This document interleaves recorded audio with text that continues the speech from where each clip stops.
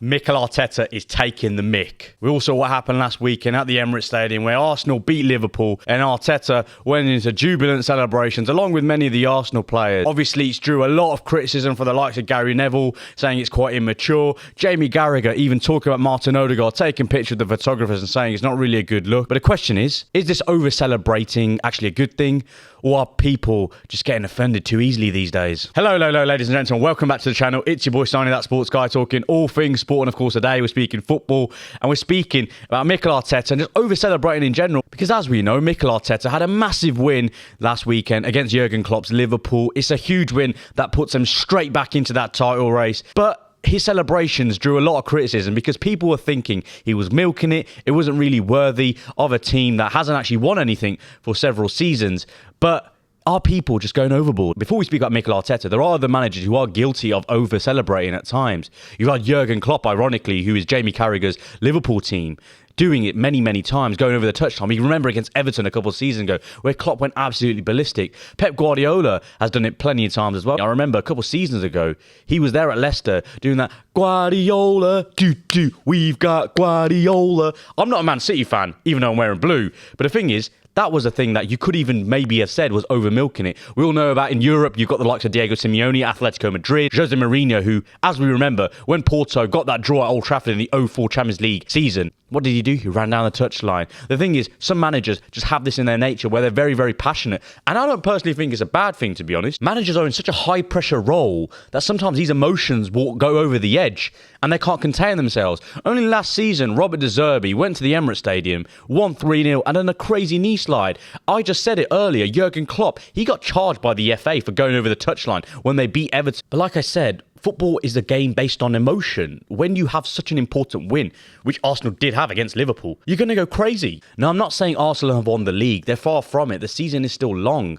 But having a win like that is huge for the club, for the players, and of course Mikel Arteta as well. This obsession with Mikel Arteta, especially over the last couple of weeks, in terms of his touchline behaviour, I think fails to acknowledge the emotional investment that he's actually inputted into the Emirates and drew that relationship with the fans. That means that Arsenal have one of the best home forms in the league. His intensity feeds into that crowd, and as a result, the home advantage, I think, has been enhanced. So much so that when you go to the Emirates Stadium now, it's not the library that so many people always called it. It's more of a music arena because there's so much atmosphere that I think rings around the Emirates these days. And people may say he's milking it and it's very ill-disciplined of a manager that shouldn't really show emotion and should be more stoic. But the thing is, it doesn't really rub off on the players because Arsenal have actually received the least amount of bookings this season. And if we look to last season, they didn't even receive a single red card. Because if you look at their stats against the Big Six, they haven't actually lost a single game against the Big Six, one. And second of all, if you look at their XG of their opponents, Man City and Liverpool had the lowest when it comes to any team in the league when they went to the Emirates,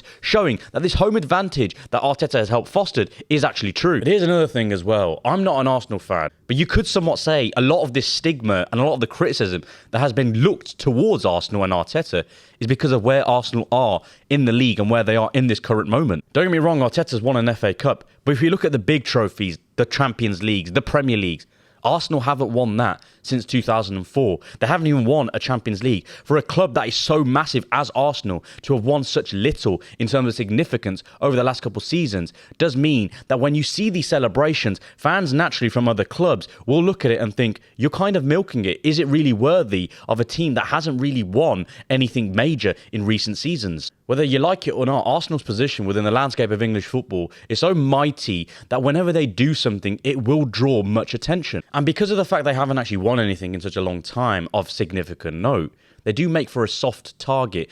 And when it comes to the size and the vociferous aspects of other fans who look at stuff that Arteta does, it does irk them a certain way, which means that when you see Arteta mimicking Jurgen Klopp after beating them in that Premier League game, it does mean that fans look at him and think, you're not really all that. You haven't won anything, especially when you compare him to Klopp and Pep Guardiola. But the biggest difference between Arteta, Pep and Klopp is not really in their demeanour, but more their track record. Arteta is still the upstart pushing for legitimacy. And at the end of the day, celebrations are great. I love it when players and managers show that emotion. It means the fans can connect with something.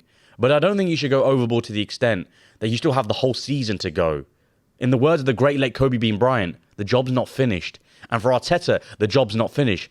But I can bet you bottom dollar, these celebrations will continue if they keep having these major wins that they did against Liverpool. Because at the end of the day, this is a title race. Anything can happen. And if Arsenal continue this form, especially at home, and can translate it to away, a big trophy may be coming their way this season. And all this criticism and all this over-celebrating that they have somewhat drew a lot of issues with from under the people will go away. Because they can celebrate all they want. But the question is, will they? Thank you very much for watching, guys. I really appreciate it. It's a really interesting conversation, to be fair. I mean, like I said, I love it when you see emotion, passion, heart on the sleeve. Yeah, there are other people that I like it when they're a bit more stoic and a bit more into themselves.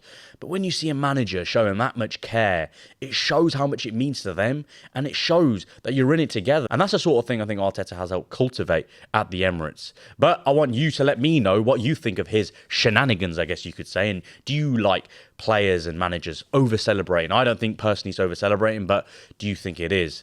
And as always, thank you very much for watching. Make sure to smash a like, comment your thoughts as well, share with your friends and family. Subscribe if you're new to the channel. And as always, until next time,